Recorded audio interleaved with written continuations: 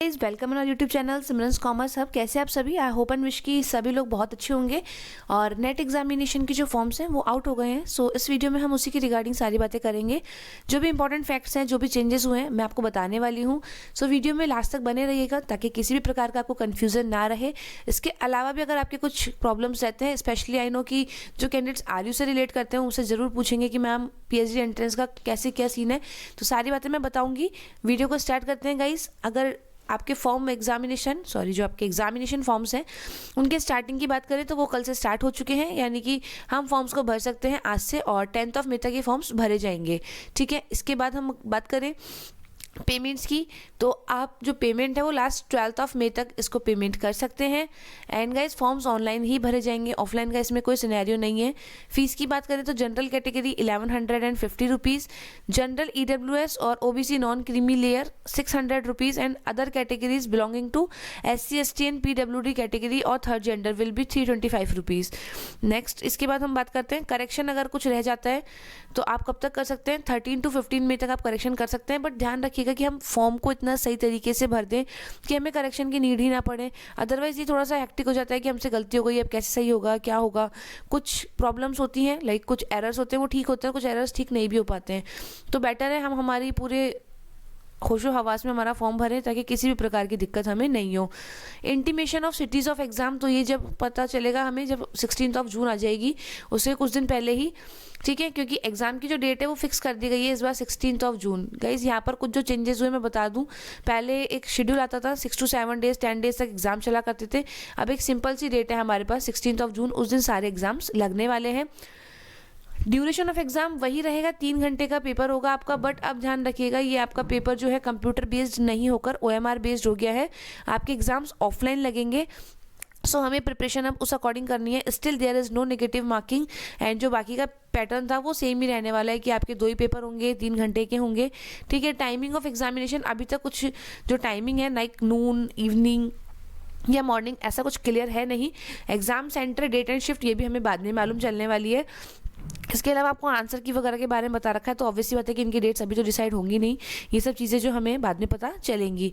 जो मेन चीज़ है यहाँ पर हमारे पास स्पेशली जो चेंजेस हुए हैं गाइस, उसमें मैं आपको बता दूँ। एक तो एग्जाम ऑनलाइन हुआ करता था, अब आपका जो पेपर है वो ऑफलाइन मोड पर आ गया है। ठीक है, इसके अलावा जो मेजर चेंजेस हमें देखने को मिलेंगे वो आपके 3 कैटेगरीज। अभी तक हमारे पास 2 ही कैटेगरी हुआ करती थी। ठीक है, 2 कैटेगरी में हम क्या क्या फिल करा करते थे? हम फिल करते थे ओनली GRF और हम फिल करते थे ओनली नेट। बट अब यहाँ पर हमारे पास 3 कैटेगरी हो गई है। अवार्ड ऑफ GRF कैटेगरी, ठीक है, अवार्ड एज असिस्टेंट प्रोफेसर और एडमिशन टू PhD ओनली। अगर आप इनिशियल लेवल से स्टार्ट कर रहे हैं, ठीक है, और हम GRF भी क्लियर करना चाहते हैं, असिस्टेंट प्रोफेसर भी, PhD एडमिशन भी, तो आपको फर्स्ट कैटेगरी चूज़ करनी होगी। अब स्टिल यहाँ पर बहुत सारे कैंडिडेट्स ऐसे रहेंगे जो ये पूछेंगे कि मैम हम कौन सी कैटेगरी चूज़ करें।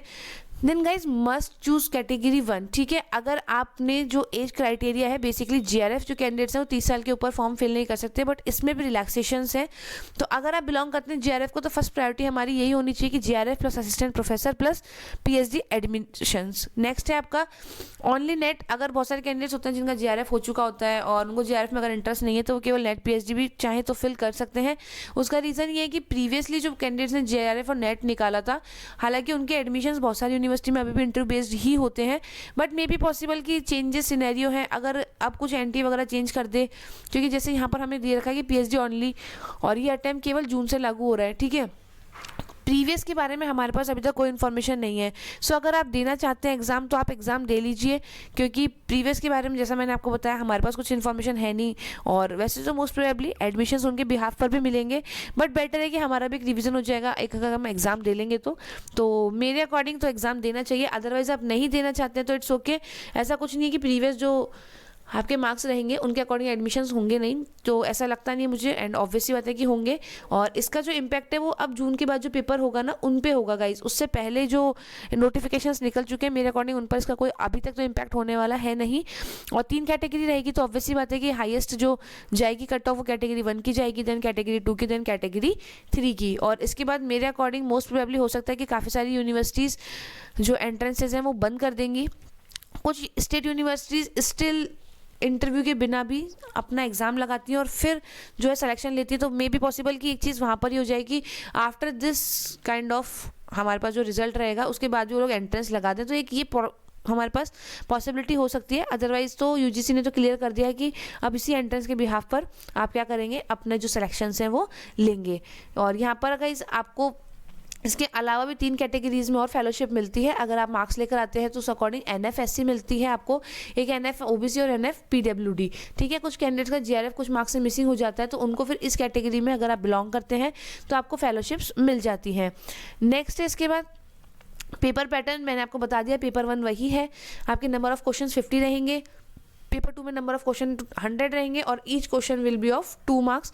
और पेपर जो रहेगा वो आपका ऑफलाइन रहने वाला है। सिलेबस आपका आप NTA UGC जो आपको यहाँ पर दे रखा है ugcnetonline.in syllabus.new.php, तो यहाँ से अपना सिलेबस डाउनलोड कर सकते हैं। नेक्स्ट है मीडियम ऑफ क्वेश्चन पेपर। तो सारे पेपर्स का हिंदी इंग्लिश रहेगा सिवाय जो इंग्लिश के पेपर है या फिर लैंग्वेज के पेपर हैं उनके अलावा। मार्किंग स्कीम में वही चीज़ है कि नेगेटिव मार्किंग है नहीं और सब कुछ पुराने जैसा ही है, इसमें कुछ चेंज नहीं हुआ है।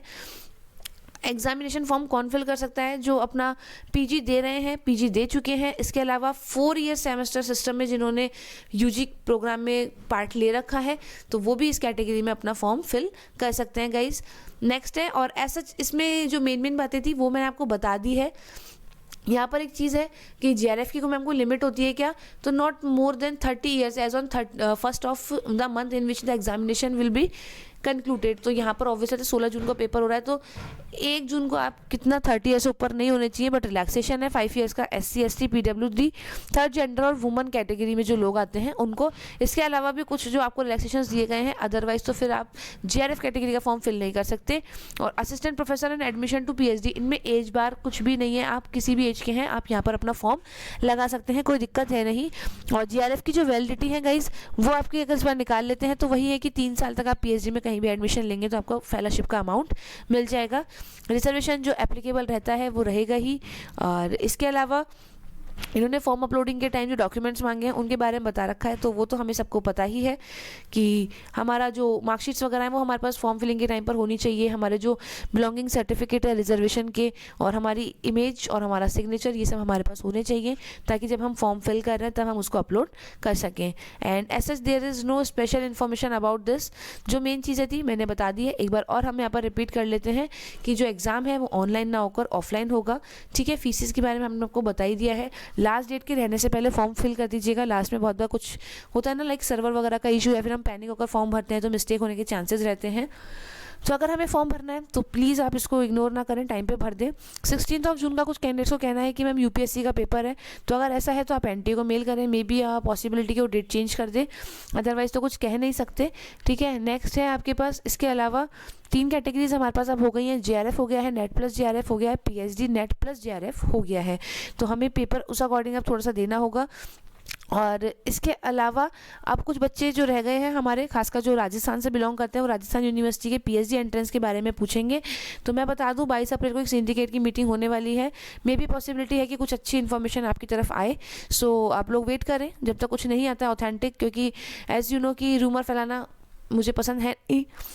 तो मे बी पॉसिबल कि जब सिंडिकेट की मीटिंग हो जाएगी उसके बाद कुछ नेक्स्ट प्रोसेस जो है वो प्रोसीड होगा। और अगर अभी भी नहीं होता है तो फिर तो थोड़ा सा लेट हो जाएगा, क्योंकि मई में असिस्टेंट प्रोफेसर की वैकेंसी रहेगी। और ऑब्वियसली बात है कि फिर जो बच्चे हैं वो थोड़ा सा प्रॉब्लम करेंगे कि अभी इस बीच में इस तरह के शेड्यूल्स ना निकाले जाएँ, क्योंकि इंटरव्यू होगा और मतलब रिसर्च प्रपोजल वगैरह काफ़ी सारी चीज़ें हैं। तो मे बी पॉसिबिलिटी है कि या तो होगी चीज़ें 15 मई से पहले होंगी, अदरवाइज तो फिर ये जून में जाने के चांसेस हो सकते हैं। इसके अलावा राजस्थान में अभी रिसेंटली कोई ओपनिंग है नहीं गाइस, जैसे ही होगी आपको पता है मेरे चैनल पर आपको पता चल जाती है। तो जितने भी फॉलोइंग चेंजेस वगैरह इन फ्यूचर रहेंगे मैं आपको जल्दी से जल्दी बताने की कोशिश करूँगी। स्टिल कुछ इशू रह जाता है, और जैसा कि बहुत बार अक्सर बच्चे पूछते हैं जिनका PG में कुछ और सब्जेक्ट होता है, नेट किसी और में फिल कर रहे होते हैं, तो गाइस आप ध्यान रखें जिस सब्जेक्ट में आपने PG किया है ना, पहला नेट आप उसी सब्जेक्ट में निकालें, उसके बाद अगर आप फिल करना चाहते हैं तो फॉर्म फिल कर दीजिए, अदरवाइज फिर उसका कुछ औचित्य रह नहीं जाता है, खासकर गवर्नमेंट एग्जाम के पर्सपेक्टिव से। तो जिसमें आपने अपना PG है, स्पेशली कॉमर्स वाले भाई साहब, पहले आपने जो M.Com करा है तो कॉमर्स में अपना नेट निकालो, बाद में मैनेजमेंट और इकोनॉमिक्स की तरफ मूव करना। और इसमें एक चीज़ है स्ट्रिक्टली आप लोग एक ही फॉर्म फिल कर सकते हैं। पहले कैंडिडेट्स कुछ कुछ होते थे कि अलग अलग फॉर्म फिल कर देते थे। अब ऑब्वियसली बात है कि 16 जून को पेपर होने वाला है, एक ही दिन पेपर होगा, तो एक ही सब्जेक्ट में फॉर्म फिल कीजिएगा। और एनटीए ने भी इंस्ट्रक्शंस दिए हैं स्ट्रिक्टली कि एक से ज़्यादा फॉर्म फिल नहीं किए जाएँ। तो इन सब चीज़ों का आप ध्यान रखिएगा, चैनल के साथ जुड़े रहें, बने रहें। सारी इन्फॉर्मेशन अपडेट्स आपको टाइम टू टाइम मिलती रहेंगी। And also good luck for your examination. जल्द मिलेंगे नई वीडियो के साथ। Till then take care, bye bye.